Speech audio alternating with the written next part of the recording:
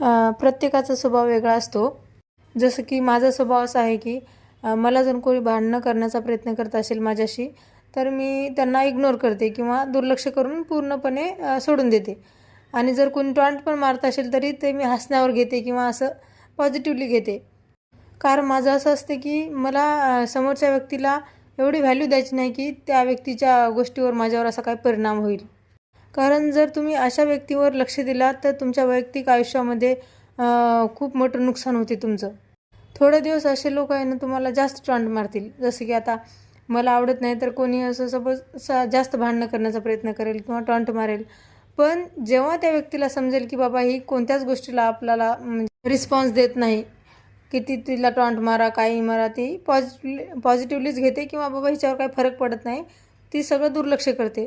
त्यानंतर त्या व्यक्तीला असं रिअलाईज झाल्यानंतर ती तुमच्याशी जास्त वाईट वागणारच नाही. म्हणून कधी पण आयुष्यात समोरचा व्यक्ती जर तुमच्याशी वाईट वागत असेल तर तुम्ही त्या व्यक्तीपासून लांब राहा. पण तुम्ही तुमचा मूळचा स्वभाव कधीच बदलू नका.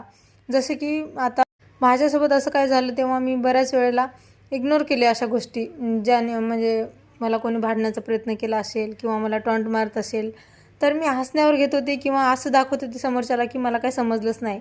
मला तर खरं सगळं समजते की कोण काय बोलते, कशा दृष्टीनं बोलते, कोणत्या ह्याच्यानं बोलते. पण अशा गोष्टीकडे दुर्लक्ष केलं तरच ना आपण पुढे जाऊ शकतो आयुष्यामध्ये.